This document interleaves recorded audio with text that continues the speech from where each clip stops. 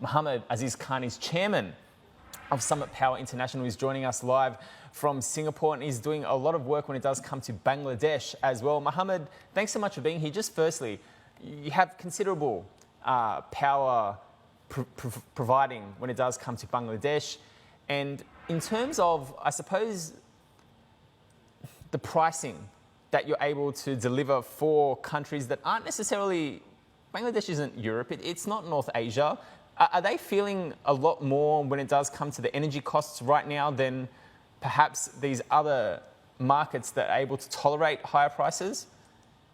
You were true. Bangladesh is facing the problem, as is the whole subcontinent and Asia. The gas is going to Europe. But having said that, the future is good because lots of focus have come into the energy market and lots of investment in the LNG sector. We are seeing huge exploration and production investments, liquefaction investments, as well as transportation investments like LNGCs. All the yards are full. So over a year or two, I believe that the prices will come down to reasonable levels, and we will see continuation of our development of these countries. Right. What about purchase power? Yeah. What about power purchase agreements with governments? How much of that you think would solve the issue? Because governments, of course, can build reserves. The reserves also require capacities to hold the liquefied natural gas at minus 160 degrees. So it's not an easy task, and it can't be built over a very short period. Bangladesh itself is lucky because 70% of our gas is produced locally, and we are getting the benefit of that.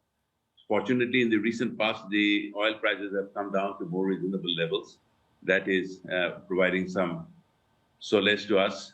However, having said that, the LNG prices, I believe, would be coming down as well after the winter, and that would take it forward.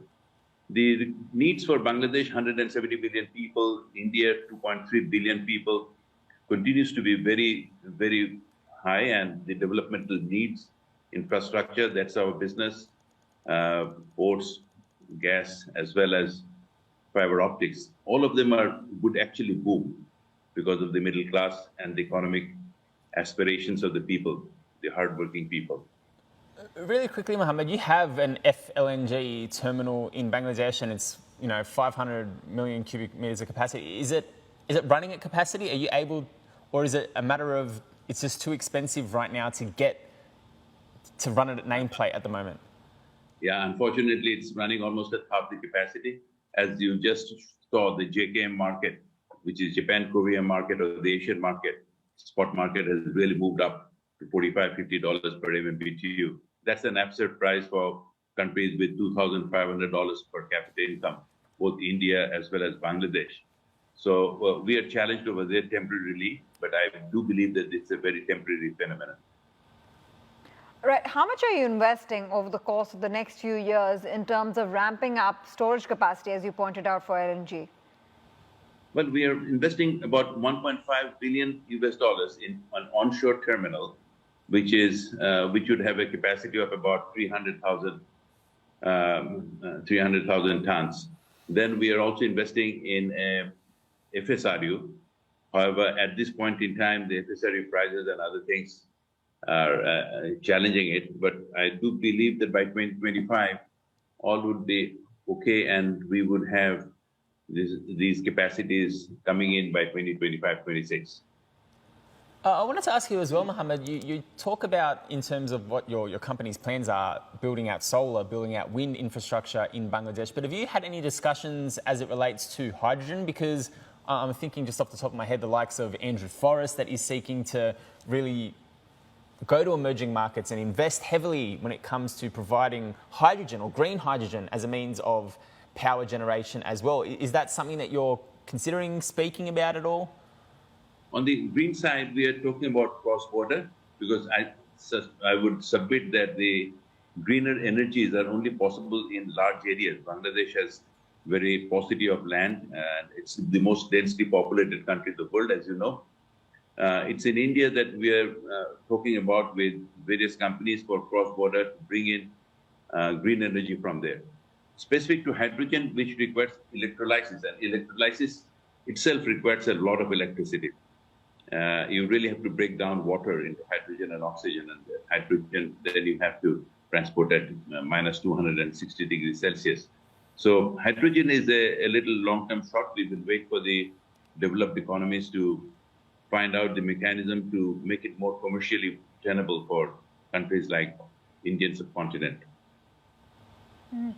And finally, I want you to understand from you, what about diversifying the supplier base? Because right now with the disruption that the Ukraine war has caused, obviously supply chains have been disrupted. And so how do you think there could be a semblance of order coming in there where supplier base can be diversified? You see, that's happening naturally because of the COVID followed by this unfortunate war has really created a bigger focus on energy security as well as transportation. So when the human mind is focused on those problems will be over. And these problems are more created in the developed countries.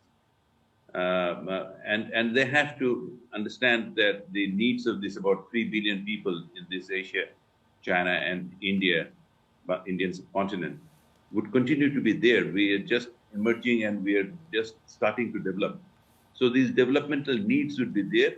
I'm actually happy that over the long run, the focus has come to both the geopolitical as well as physical infrastructure. Investments are coming into areas which would further improve the global supply chain.